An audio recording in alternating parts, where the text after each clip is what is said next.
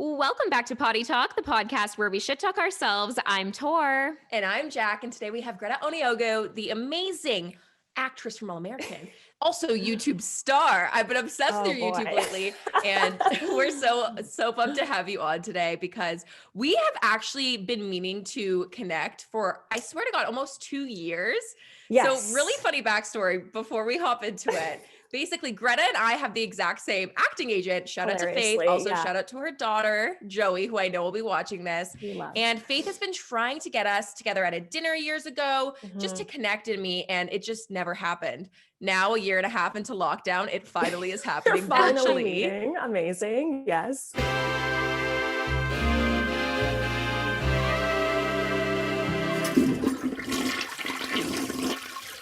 Thank you so much for coming on today. And we're so excited to chat things all about acting and your career and really the highs and lows of it all. Yay. Thanks for having me. Yeah, it's so funny because I don't remember how you came up in our conversation with Faith, but I remember that she brought you up literally like a week after I had discovered your YouTube videos. I must have been looking up some sort of vegan recipe situation. And yeah, I think it was like a few dinners that didn't work out. And then I went back to LA to film, and then COVID. Here we are. Kind of derailed everything, but luckily it sort of brought us together in this beautiful way. But yeah, we've been chatting on Instagram for a while. I feel like we are already friends. I feel like we're best friends already, so it's fine. It's cool. Yeah, amazing. And I'll just play third wheel today, and I'm very excited to do so. No, I'm just kidding. Well, Greta, thank you so much for being here. We're so stoked, and we get so many acting questions all the time. So love to hear from an expert. I guess we'll start at the very beginning. Can you tell us how you got into the industry? What were the humble beginnings of your acting career, and kind of lead us into this epic role now on All American? Oh my gosh. Well, I started acting professionally when I was 10. So I went to an art school in Toronto called Claude Watson, which you guys might. I definitely know. Yeah. I went to Wexford, but I don't know if that means anything to you. Okay. It was like no. Yes. It was like Wexford, Etobicoke, and Toronto. I feel like were the three main like art schools in the city. So I started at Claude Watson, and we had like in retrospect, it's really funny the kind of classes that we had access to. Very grateful, but we had like a mime class, just like really like outrageous things now that seem like they should be in an SNL sketch. But I had a bunch of great drama teachers, and we also had like access to a lot of wonderful opportunities. They would constantly like announce just to students that there was an open call for this audition or that audition. Cool. And that was my sort of first introduction into the professional realm of things. Like I literally went to an open call. I booked my first job off of that, which is an Etal pasta commercial, which is hilariously still on YouTube. Wow, I love that. After that, my drama teacher just was to my parents like, if she likes it, this is how you get an agent. My parents are completely like not of any sort of professional acting or creative background, but they've always had an appreciation for the arts, which is why they put me into an art school. But we sort of like navigated that world together. So I got an agent from there.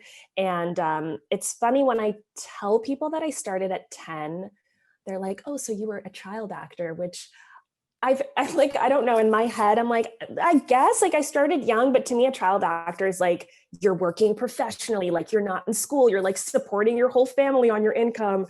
Whereas for me, it's just this like fun hobby that, my parents were really supportive of, and we weren't really sure if it was ever necessarily going to go anywhere, but I just really enjoyed doing it.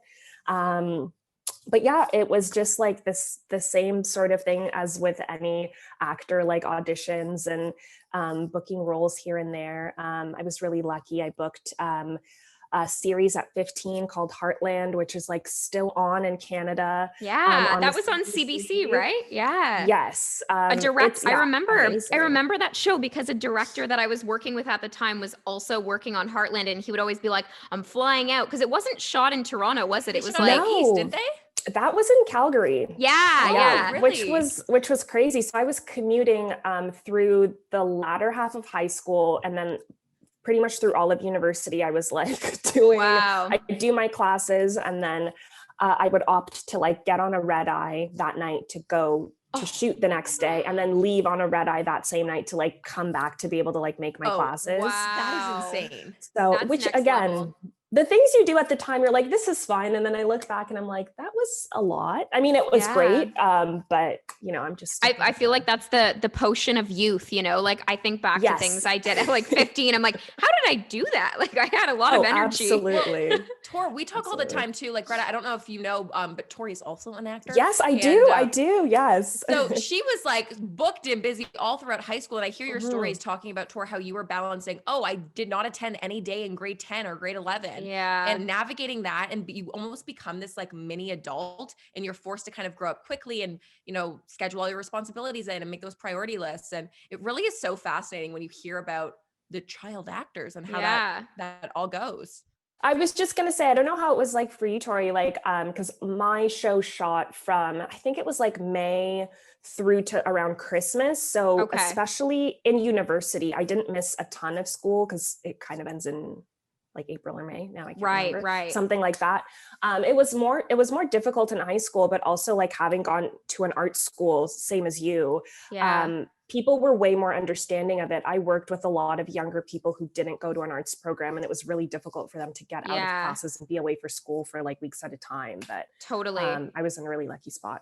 That's true. No, so I awesome would just have that support, not only from your parents. But also, sorry, her leg is kicking in for sure right now. Go ahead. The support from parents and school, it does definitely make it a lot easier to balance. And it sounds like, I mean, you had a great experience from a young age, which kind of sets the tone.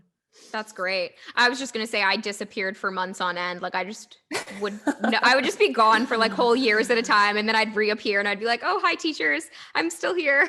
But yes, you're right. Like the theater programs were like so helpful in that, because if they don't understand the world, it's really hard to have patience with like a student that's just literally gone for 6 months out of the year. So I'm curious, because then obviously you got into Heartland when you were in your university time. So what was that like, kind of like giving up those very like precious years, in my opinion? Like it's really hard to like balance work and play and like trying to become a young adult. What was that like for you?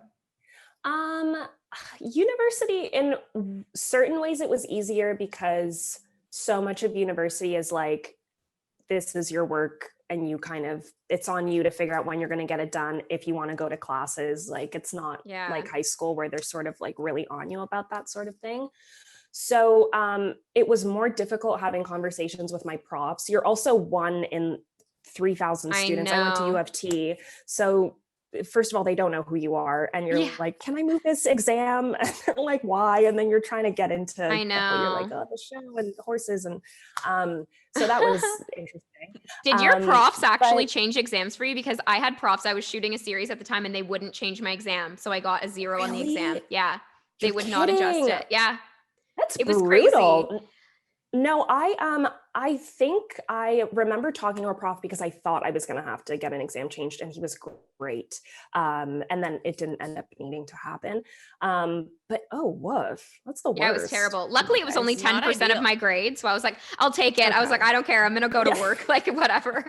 But yeah, like if it was any more than 10%, like it's so crazy. I think that the trickiest part for me was actually in high school. I had to miss my high school graduation because I was working, and that really sucked. And that was also one of those things where they had it set for a certain date, and my production had booked that time off for me. And then they changed the date, and I was already scheduled into film. So that was, I remember at the time, it obviously was really hard and really sucked, and seeing all the photos on then Facebook. Oh, you're so right. Graduating. Yes. Yeah. It's so true. I remember even when I was younger, and I was just constantly non-committal because I knew acting would come first, and audition would come first, being on set would come first. So I remember so many like best friends' birthdays that I'd be like, okay, I really want to go, but I'll have to confirm the night before just in case something like I need to get to Toronto or something. So you were just so used to being non-committal to your real life personal obligations, which is kind of crazy. And trips were really hard, like family vacations where you're like, can we wait till the last possible minute? Because I'm trying, like, I might hear back from this one audition that would overlap by 3 days. And then I think the older I get, it's one of two things. A, you just have to get more comfortable living like that. And and other times you just have to draw hard lines and say, I am taking this time off. And unless literally like Meryl Streep is asking for me specifically, like I'm going to need a week or 2 weeks. Yeah. So it's tough though. But I think also when you just kind of grow up like that, it becomes your reality and you just learn to live that way, which sounds kind of it's bad true sometimes. Yeah. But as long as you also, like you guys were saying, you have a great support system. And, I grew up in a community of friends who were all in art. So they understood if I had to miss a birthday or whatever it was. It's funny, like that is, I would say, one of the biggest misconceptions maybe of growing up in the industry. It is the amount of sacrifices that young actors especially make, because the time commitments, like, it's not like, oh, I'm going to be on set for an hour. It's like, no, these are like 14, 15-hour days. Like, you're gone, like you're busy, you're locked in. And I don't think a lot of young actors maybe necessarily, or people that want to get into the industry maybe know that. Like, it seems easier than it is. And all the time that I feel like not necessarily you lose, it's all experience, but all the time you spend prepping to audition and sending tapes. And sure, the regular public or your friends might not see that final piece and be like, oh, well, you're not working on a show right now. They don't see all the behind the scenes of all of those. Oh no, I spent a whole night learning 10 pages of sides for an audition that's going to be 2 minutes long the next day, kind of thing. So it really is interesting. Absolutely. Yeah. And even just general timelines, like how long it takes you to get to a certain point in your career where you feel comfortable. I think you see the end result of like someone in a movie or someone in a show, and you think like, they got the one audition. And although there are stories like that, and that's amazing for those people, that was definitely not my story. So I think that's another big one. Like, it takes a lot of time. It is absolutely a lot of sacrifice. And sometimes it sucks, and it's okay to say that, like, but at the same time, everyone's making sacrifices for their jobs, and we're in jobs that we love, at least. So those sacrifices feel worth it, Yeah, it's like, I always say, it's all the auditions like leading up, you're like, there's like 50 auditions go by and you're like, I gotta quit. Like, I gotta be done here. And then you book a role and you're like, oh, I actually love this. Like, you're always like, acting is literally like, you're constantly on a roller coaster. It's so funny. An emotional roller coaster. Did you feel that way after Heartland? So you had that success and you're kind of booking roles along the way after too, but did you feel like there was like highs and lows, or did you feel like you were on an upward trajectory? How was your mindset throughout all of this and throughout the years? Like you were saying, it's not an overnight thing. Yeah, there were definitely highs and lows. I think when I finished Heartland, I was in my 3rd year of school, of university.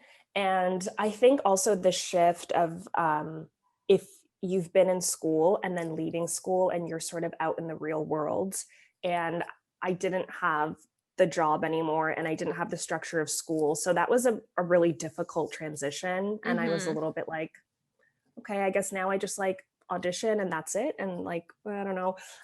So that was really hard. What I found was really helpful was I actually did have like a 9-to-5 job when I left school, and they were absolutely wonderful. Very supportive of me taking the time off I needed and running to like auditions on my lunch break and all of that sort of thing. And for my mental health, it really kept me sane, because it's really hard to wait around for the phone to ring, wait around for an audition, wait around for a callback. And having the structure of something else that was flexible, that gave me a reason to like wake up in the morning and have somewhere to go and have responsibilities. That was immensely helpful. And I think that was what helped me have the confidence when I was in the rooms, because I felt like, even if I don't book this, I still have something I need to do tomorrow. Yeah. And that was huge for me. And I think that's one thing that I try to tell people if they ever, have ask for any sort of advice, is that everybody's grind is different. And I remember like I grew up very much like in that culture of, if you want to be an actor, you have to like move to LA and live out of your car and struggle. And like, if you're not doing that, you're not doing it right. And that was never something that I felt comfortable with. And I definitely internalized that to mean like, well, if I don't want to do that, then I guess I don't want it badly enough. And I don't think that that's true. And I think that sort of thinking discourages a lot of people from going for it. There's a 1,000 different ways you can go about it. And if that means having a job and then making it work on the side, that's what you need to do. Totally. And don't like, you know, and you shouldn't project your process onto anyone else, and you shouldn't internalize anyone else's process and think like, if I'm not doing it the way this successful person is doing it, then I'm not doing it correctly. So, yeah, I don't know why I started talking about this. Ups and downs. Yes, I definitely had that. It's true. But yeah, it's no, I love that. I'm inspired. Just a tangent. Yeah, no, I love the tangent. I also think, like, to your point, and I completely agree, like my process as an actor, understanding the ebbs and flows and knowing, yeah, there's going to be years where you're working on great projects and there's years where you're not going to be, having something on the side that you're also passionate about, whether that's like, social media or having a job or doing something else. Like, I love this saying, all you need to get a date is another date. Like, I just always think that that's so true. And I feel the same about work sometimes. It's like, all you need to get a job is another job. Like, it's like opportunity begs opportunity, and just being there, just allow, and that's the right energy, I think. Like, if you're like, oh my God, all my eggs are in one basket. If I don't book this role, I'm going to literally fall over and just like crumble to the ground. Well, then that's probably, you're going to show that in the room, and casting's going to be like, this girl's a desperado. And no one like wants that kind of desperate energy. You know what I mean? I had an acting teacher who said that exact same thing. It's like, they can sense that, and nobody wants to work with like, please, like, give me this job. So, you know, you just have to find a way to make sure that that's not the energy you're bringing into the room. And that like totally looks different for everybody. It's like a crazy, weird world. Absolutely. It's so interesting. You actually got me thinking about something that I heard in high school, I think it was. And I was kind of at that point in my life where, okay, I was a child actor, but then failed teenage actor. And I was like, do I keep trying this? I haven't booked in a few years. Like, this isn't where I thought I'd be when I was like 15 or 16.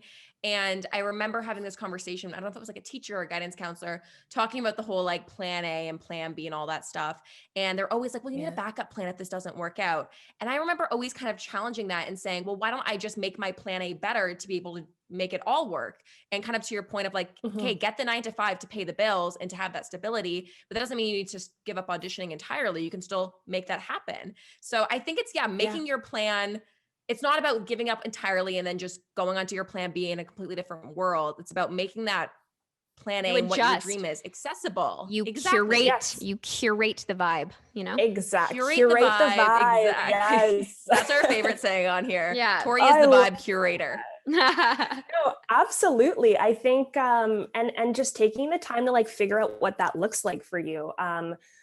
Even in a job right now, I have a lot of time off. I'm not working every single day, 15 hours a day. And that's why I started taking more of an interest in social media, because the beautiful thing about it is it's like entirely dependent on you. Like, acting is so third party dependent. You're always waiting on someone else to call you. And the beauty of YouTube or Instagram or TikTok or whatever else is like, do I want to make content today? Sure. Let me make it. Let me put it out.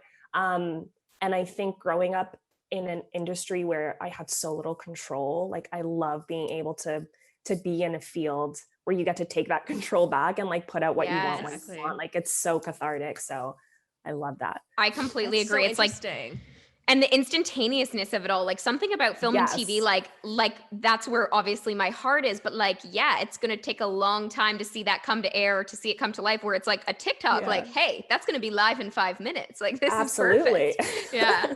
It's so interesting. Tor and I talk about quite a bit the idea of actors and traditional media, maybe shunning new media and social media. And you're completely someone who has embraced it. You have your YouTube channel. I see you on socials all the time. You really take everyone in and all of your viewers into your real life as well.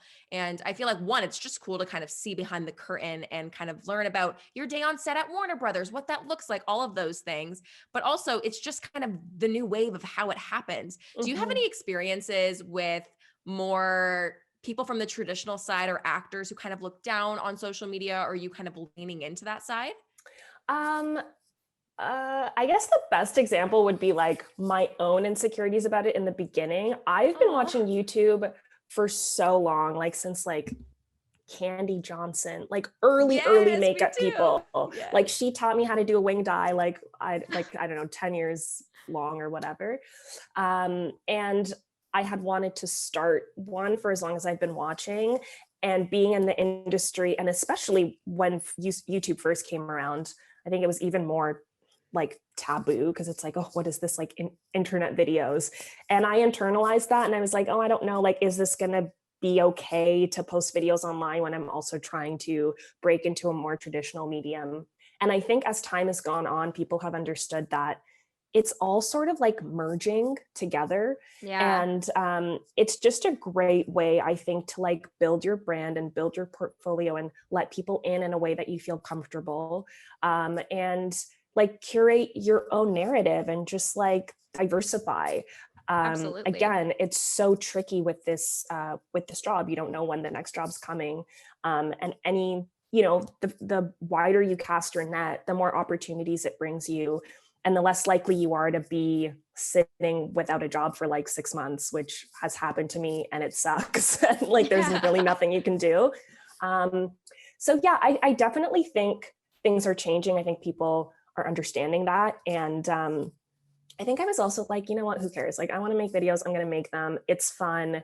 I have other interests other than acting that I want to like share with people. Yeah. And I've gotten so much joy myself out of watching videos and engaging with people's content over the years. And I just wanted to be a part of that community. And I'm so happy I had like the absolute best time on YouTube specifically. I'm like dabbling in TikTok. I'm on TikTok all the time. I'm just like, I haven't posted as many of them, but it's such an incredible platform. It is a whole new, it's the Wild West. Yeah. And then obviously like Instagram is just always a good time. And I'm taking photos of everything anyway. So if I can also put them out there and, Now, how is that with the new show with All American? Do you have to get all of the BTS approved by the network and everything? Or do you kind of have free reign to post what you want? I don't have to, I don't get it approved. So if I have to, I'm in a lot of trouble. I'm just very conscious of what they would and wouldn't want filmed. And if I ever, oh my gosh, sounded like something, I think there's a plane flying overhead. It's like my apartment. Like, is it an earthquake? Yeah, I'm like, duck.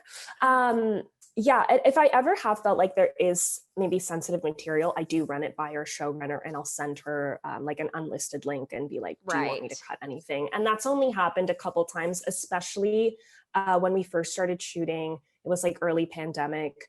We had a lot of safety protocols in place, and they were really careful with what they showed, because obviously, we want to make sure everyone's being safe. But yeah, generally, I think I'm pretty conscious of what they would and wouldn't want on there. And then we're a very tight-knit group. I'm sure someone would text me and be like, please edit this part out. But again, awesome, like, I think as long as I'm not like showing the whiteboard with all the plot points for the season or like revealing storylines, they're pretty chill. Like, you can get a Warner Brothers tour, you can come on our set, like they're not secrets in that sense. So I just try to be like careful and mindful of what I show. But yeah, I just try to like make content that I would also watch and I would find like interesting. So well, and the reality is it just kind of engages the fans on such a different level. So it's all good things, right? Exactly. Yeah, so interesting. You brought up the Warner Brothers lot, and it reminds me, I have been on the Warner Brothers lot tour, just like on that fan little like the go-kart that like goes by? the big golf cart thing. Yes. Okay, so you've got to tell me what it's like going on such a big production like this. You're on the Warner Brothers set every day. What is that like? It's wild. I grew up watching so many shows that film on that lot. So I'm constantly like arriving to work and walking to my trailer and just like, there's pinching yourself, Stars Hollow or whatever. Like, it's just, it's crazy to me, especially being not from LA, but like not from the States. I just went from like 0 to 100. So and it's such an iconic lot. And it's really crazy. Like, I feel so grateful. I still think it's so cool that I work. Oh, it is. I don't know what to say other than that. It's just like, it's very cool. Especially when we don't have the tours running right now, but you just see people coming there to do a tour and you're like, wow, I work here. Like people are touring like where I work. Like that's just so crazy. Do you ever surprise them or like pop out and say hi? Because you know how you see those videos on like Ellen when Ellen will surprise them. Do you ever like kind of engage with them? I think I look I mean, I don't know if it's that I look different, but I always show up at work in like sweats and a baseball cap. So I don't think anyone even recognizes. She's hiding from the paparazzi. Interesting. I think they're probably looking for, Ellen or something, not me. So. That's hilarious. I don't know if that's true, but okay. Yeah. I would love to dive into, I was listening to one of the other podcasts you were on, I think the one of your friend that you were discussing earlier, but you were talking about kind of like the chemistry test and how you were reading for another role at first. What was that audition process like? And kind of like the network reads, like, was that terrifying? How was that nerve-wracking wise? And how was the whole process? It was very nerve-wracking. It all happened super quick. It all happened within a week, like from getting the audition to taping it, to flying out, to doing the test, to like finding out that I had booked the pilot. Wow. It is I don't know what happened on their end that it was all so quick, but it was nice for us to find out so quickly. But definitely very scary. I had only been to LA one other time, which was to test for another show. I think that was like 2 or 3 years before All American. It was wild. My dad came with me, thankfully, because I was like, I cannot go by myself. I'm so scared. So he was there. He was my emotional support. And I originally auditioned for the role of Olivia, who Samantha Logan plays now. Yeah. So when I got there, you bring your little suitcase of like your character clothes that they might want you to change into. And that's essentially all I had with me. And then about a couple days into it, they asked me to read for the character that I play currently, which is like a totally different vibe. Oh no. So I was like, cool, from this like emo, more girl, like gothy at the time is how they described her, to this very like cutesy. Oh no. Go shopping.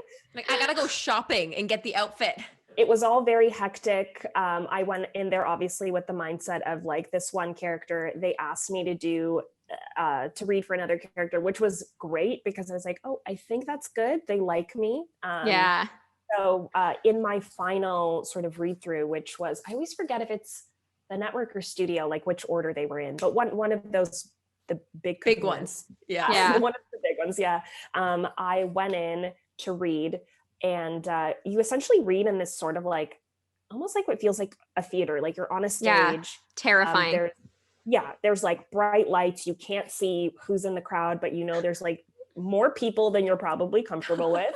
And unlike in an audition room where your reader's like, 3 feet away from you, they're now like very far. You're trying to have this like intimate scene. You can barely, like, you're not sure where your eyeliner is. It was all very, flustering, but it ended up going well, which was nice. And that night, I took my dad for the first time to Santa Monica. He had never been. And we were flying home the next day. And I was like, you know what? We got to do at least like one LA touristy thing. He was pretty much just sitting in the hotel room the whole time, just like waiting for me to come home. And we were on the Santa Monica Pier when I got the call from Faith and my manager. And they told me I booked it. And it was the most like magical way to find out, just like sunset, the ocean, the pier. It was, oh my God. Yeah, it was pretty iconic. I'm like very main character vibes. Yes. That is so nice. Yeah. That is so insane. Did you know when you were leaving that final studio network test, whatever, did you have a gut feeling about it? Or you're like, I'm just not going to think about it. Let's just see. I really wasn't sure. And I've always been, well, not always, but in recent years, I've been very much like, you leave it all out there and then you just got to let it go, because there's no point in, sometimes you think you do so well and you don't book it. And other times you think you absolutely bombed and like, that's the audition they want to hire you off of. So I guess I had a bit of a good feeling, only in that I was the only person on the day for the test reading for the character of Layla. But like, you really never know. And it was also my, my first time really testing for like a huge network. So I I really didn't know like what the process was, how long it would be before they told us if they maybe were testing people on another day. I didn't really have much to go off of. So I felt good about what I did. And then I just, I was like, if this is all, and if I just got to like fly out to LA and test in front of all these people, that already is so cool. So, but luckily that is amazing. Really cool. That's the right mindset. I totally think that's the right mindset. And I think it's like that whole idea, like if you're going into it with that desperate energy of like, oh my God, please like make this happen. Like they can totally read through that. And that's such a nice, magical story. And I'm so glad that that's how it played out for you. I love the like sunset with your dad. Like it's so cute. I love it. Yeah. That's an amazing timeline. So once that you found out you booked it, you fly back home. How quick until you're back in LA and you're living here and you're working? So I found out in February that I booked it. We shot the pilot about a month later in March. This is all still while I'm working this 9-to-5 job. So shout out to this company. You know who you are. So amazing that, I came home and I was like, Are you still employed by that company? I am not. Are you just okay? Like, have you quit? Have you put your 2 weeks in? Get on a meeting? Like they still support me. I am still employed. But they were great. So I flew back mid-March of that. This is 2018. I'm really bad with years. 2018. Yes. And we shot the pilot for about a month. We did a bunch of promo, and then we didn't hear back until mid-May, because in May there's a thing called the upfronts, which is where a bunch of pretty much shows get together and do press and try to get like ad. I think it has something to do with ads. I've been to a few ad revenue. Ad revenue things. Yeah. Clearly not on the marketing side of things, but for us, it's just like a fun press sort of thing.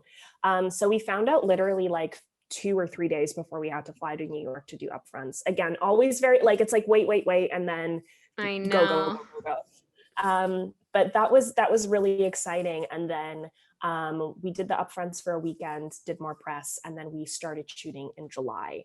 So I moved to LA and I was doing back and forth for the first 2 seasons. So I would be out here for about 6-7 months shooting the show. And then I would go back to Toronto. And then this is actually the first year that I think I'm going to sort of be here more full time for the next little bit. Just because it got really difficult it's just hard to make any one place feel like home when you're constantly moving back and forth. So gonna give LA a proper try.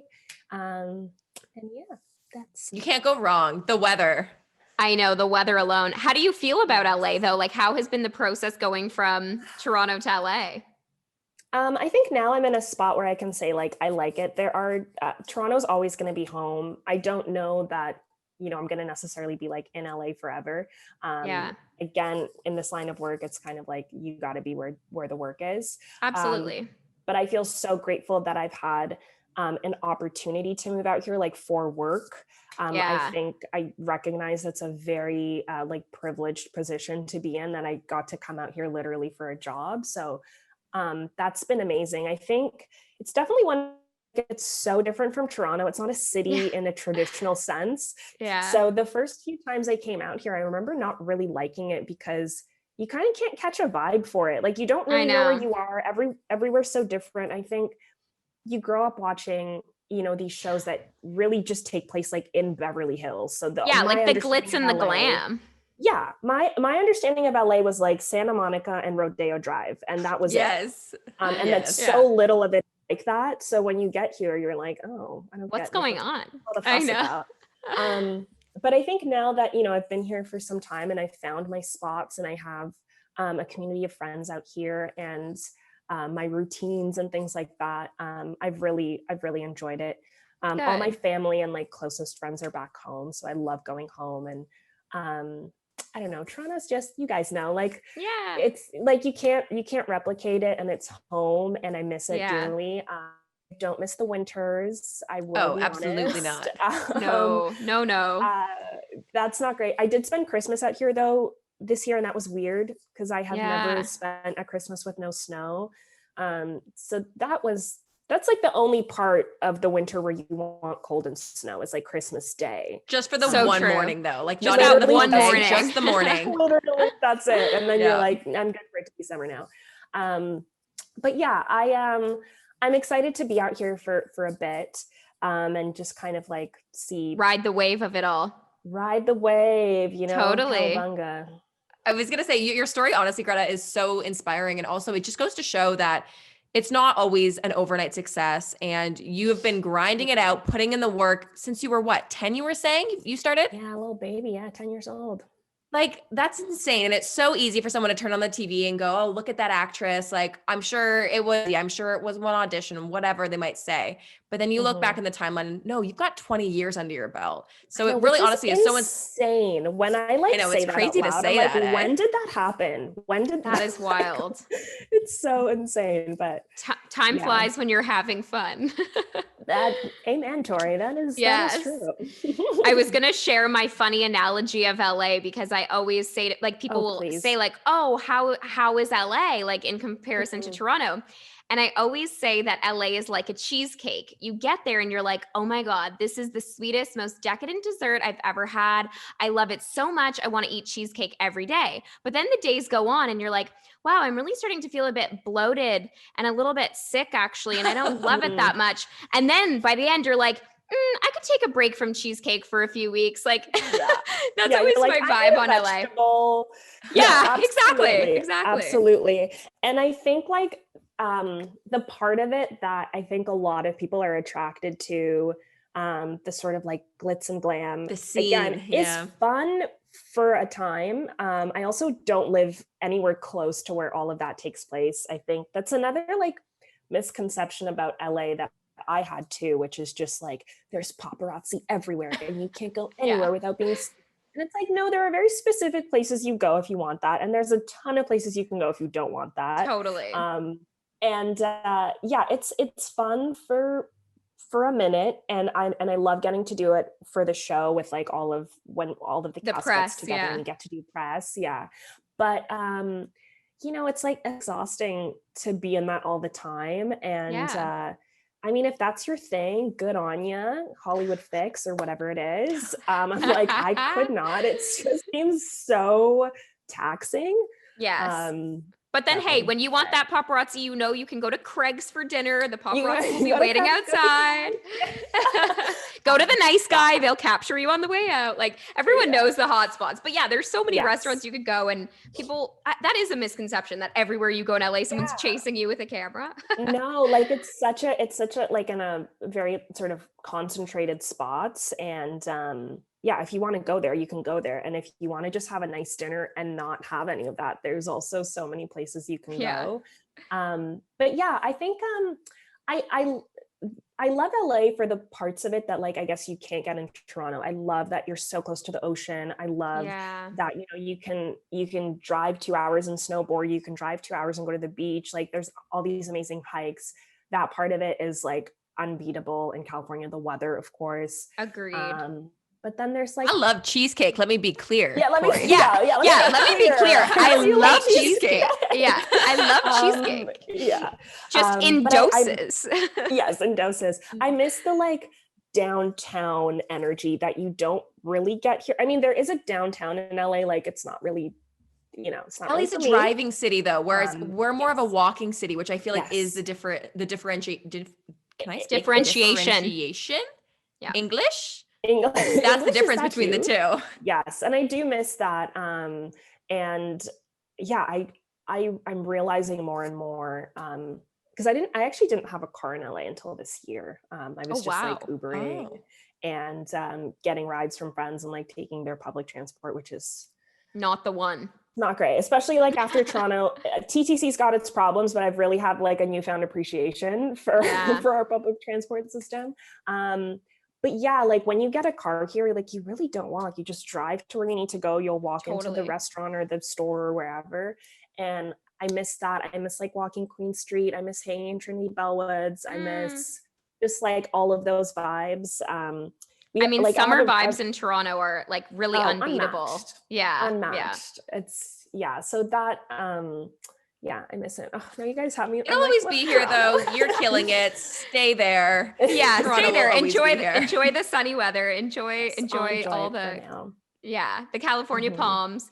Yes, exactly. Okay, well, we like to finish every episode with a game called Roses and Thorns. I don't know if you've ever heard of this game. It's kind of like a gratitude game. Yes. Okay. So it starts with a thorn. So something that's just kind of like you want to get off your chest, like a bad vibe or like just something that didn't go well in your day. Then 2 roses, 2 things that have been great in your day. And then a rosebud, something you're looking forward to. So maybe Jac, you can take it away to like set the scene.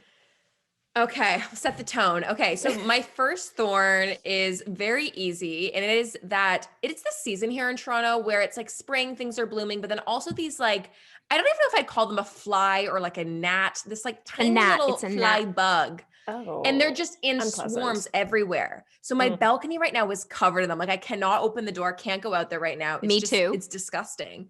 Yikes. And it's everywhere. So I feel like it'll be like this for another few weeks and they die off or disappear. I don't know. So that is the thorn. I can't go outside right now. There's just bugs everywhere. And then a rose. Okay. So it was kind of random. This morning I got this like really lovely PR mailer of juices and like little fresh almond milks and little things like that. So I just had one in between our little filming and I was like, oh, it was very good. So that was kind of PR nice. Is like the best. Top you tier. Can't go top wrong. Tier. Top tier. No, it was so good. And then another rose. Okay, so I ordered this mushroom lamp through. Well, I have a friend who's like a vintage curator, and I saw this. I was so excited. It just arrived today, and I've never actually had such a physical reaction from an interior piece, and I'm just like drooling over it. I'm gagged. It's the most beautiful thing ever. So I'm so happy with that. So that definitely was a highlight. And then a rosebud. Something I'm looking forward to is when COVID is over, whenever you're in Toronto or vice versa, if I'm in LA, we need to meet in real life. Faith and Joey, you're also invited. And Tor, come on as well. Yes. So. Hello. Okay, do you want to go next, Greta? Okay, yes. So a thorn. Ooh, that was not an earthquake. That was me hitting my table. My first thorn or my thorn. We're only naming one. We don't need more than one that. negative thing. Just one bad thing only. It's been a long year. Yes, it's been a long year. Is just what's happening in my dear province of Ontario right now, which makes me very sad and makes it very difficult to go home and see my family and friends. So I am very much looking forward to that being stabilized so I can go and visit my lovely Toronto people and city. My roses. Number 1 would be the gratitude journal that I've been writing in. I think, do you have the same one? It's like the 5-minute. 5-minute journal. Yeah. Okay, yes. Oh, Tor does it too, baby. Okay, perfect. Yes, you guys both know. It's amazing. It's like the best way to start my morning. I'm trying to spend the first part of my morning not on my phone, and that's been a great way to start. I want to spend like even more time doing something else because that's like literally 5 minutes. But it's been like it puts you in such a great mindset first thing in the morning. Instead of just being on like your notification. I've been loving that. And my second rose is that it's just been like really like especially great weather here right now. And I've been going to the beach a lot. I'm sorry to do this to you guys. It's been so hot. I'm sorry. It's like sunny blue skies. And it's like hotter in certain parts of the city typically, but by the beach it'll be cool. But it's just been like even warm by the beach, you know. You're killing me. I don't want to get any. Baby. You're killing me. Yeah, that's enough. Move on. Rosebud, move on. That's enough. And my rosebud is that I get to go into work tomorrow, and I actually haven't worked in a while, so I'm very excited. I have a full day of work tomorrow, and I can't wait to see everybody because I miss them and get back to it. So that's my rosebud. Oh, that's perfect. Love that. Okay, well, Tor, shall you finish us off? Sure. Okay. Thorn is that I've had something in my eye this entire call, and I'm not sure what's wow, you played it off beautifully. I had no idea. It's like been just killing me in this eye. Anyways, I'll deal with that after. But that has been the thorn. Something is wrong. The literal thorn. Yeah. A literal thorn in my eye. Thorn in the eyeball. Literal thorn in your eye. A rose is that I feel like our audience is always very intrigued by all things acting. I think it's like, of course, it makes sense. Like a lot of it is very high hush hush. People don't always get a lot of the behind the scenes. So appreciative that you hopped on today's call and like gave some insights and all your hot tips, because I know our audience is going to love listening to that. So thank you so much. That's the rose.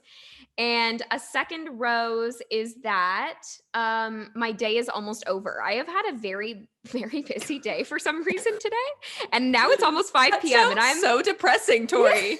No, I mean, my day is like I should say my work day is almost over. It's just been like a very extended, yeah, my day is almost over. No, that doesn't sound very good. I can't wait to just go to bed again.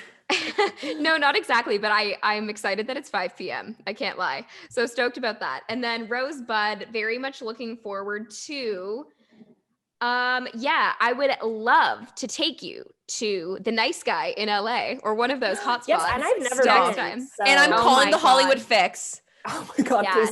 Please don't. We have just Jared waiting out front. We need this. Yeah. No, but it's so good. So yeah, I'll take you to one of my best friends lives in LA. So she's really given me the hot places to go. So we'll have to totally do that next time. It's legal for us to leave Ontario. I know. It's so sad. Yeah. I would love that. It's been a long 8 months of lockdown here. I can tell you that. Yes. Well, Greta, thank you again so much for your time today and for coming on. This has been such a well-needed unity of the two of us, the three of us. And honestly, this was just like such a pleasure. I can't wait to see you IRL one day. And I can't wait for the listeners to listen. And Tori, shall we finish this off with our good old slogan? Welcome back to Poddy Talk. Hope you've been enjoying this, the podcast where we shit talk ourselves. I'm Jac. And I'm Tor. And Jac, you still did it wrong. I swear to God, she does this wrong every single time. You said welcome back, but it's the outro. The podcast where we shit talk ourselves. I'm Jac. That's Tor. That's Greta. Bye, guys. Thanks. Thanks for watching. Bye.